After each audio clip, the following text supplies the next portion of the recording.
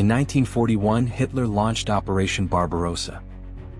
Millions of German soldiers poured into Soviet territory. The Soviet Union faced a nightmare. Cities burned. Families fled. Entire villages vanished overnight. The Red Army was retreating, losing land, hope, and soldiers faster than they could replace them. During this chaos, young Soviet women from schools, universities, and farms stepped forward with an unexpected offer: let us fight. Among these women was Marina Raskova, the Soviet Union's most famous female aviator, often called the Russian Amelia Earhart. She had already broken long-distance flight records, survived a near-fatal crash, and become a national icon. When the war began, she wanted action. She received thousands of letters from young women begging her to help them join the Air Force. They wrote, "We can fly. We can fight. Just give us a chance." Raskova went directly to the Kremlin and demanded something the world had never seen before: all-female combat aviation units. Surprisingly, Stalin agreed. He ordered the creation of 3 all-women regiments, one for daytime fighters, one for heavy bombers, and one for night bombings that would make history, the 588th Night Bomber Regiment. Training began immediately. The women arrived at the Moskva Air Academy wearing simple civilian clothes. Many had never fired a gun. Many had never left their hometowns. They received oversized men's uniforms, boots too big for their feet, belts that wrapped around twice, and jackets that hung like blankets. Their training was brutal. They studied navigation, aircraft repair, aerodynamics, meteorology, survival, bombing techniques, and combat tactics. They learned to take off under fire, land in total darkness, and fix their own airplanes with freezing hands in the middle of the night.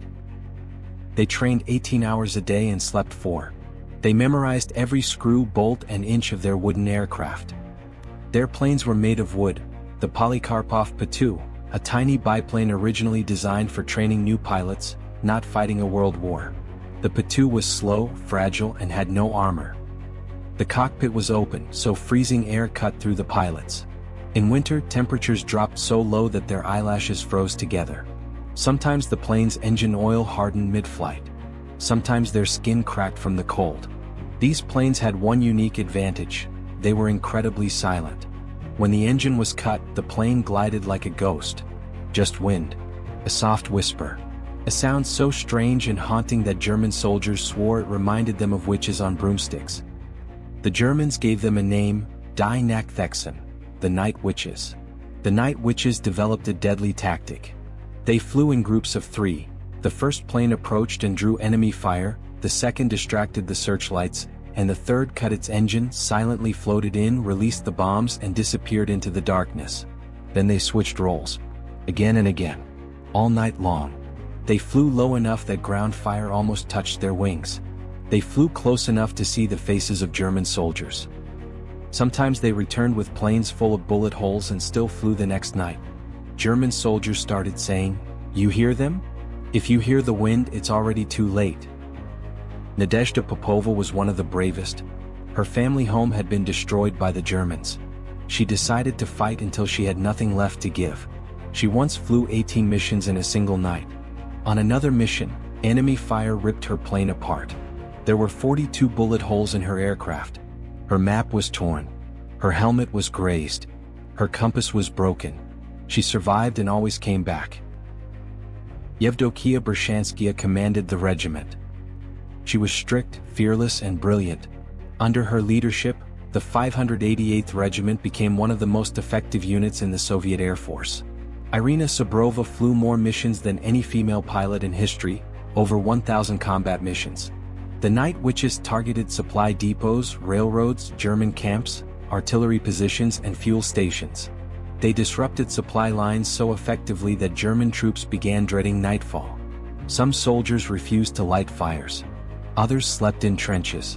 Commanders complained, "We can defeat any army, but we cannot defeat these women." Despite their victories, the Night Witches paid a heavy price. Many never came home. Some planes vanished in the dark. Some crashed in forests and were never found. Some pilots died from cold before enemy fire even touched them. By the end of the war, the Night Witches had completed more than 23,000 missions and dropped over 3,000 tons of bombs. They became one of the most highly decorated regiments in Soviet history. When the war finally ended and celebrations filled the streets, the Night Witches expected gratitude. Instead, they were quietly told their regiment was being shut down. No grand ceremony, no honorary parade, just silence. Because they were women, they were denied the right to fly in post-war combat aviation. Some were offered desk jobs. Some became teachers. Some returned to farms. Others disappeared into ordinary life, carrying memories that seemed too large for the world to understand. History did not forget them. Years later, when their stories resurfaced, the world finally realized these women had done the impossible. They fought with planes that shouldn't have flown. They survived weather that should have killed them. They beat enemies who outnumbered them, outgunned them, and underestimated them. They were daughters, students, and teenagers. They became legends. Their legacy lives in every woman who dares to challenge the world, in every pilot who rises into the sky, and in every story that reminds us that courage has no gender. Subscribe to my channel or I'll let the tank crush him.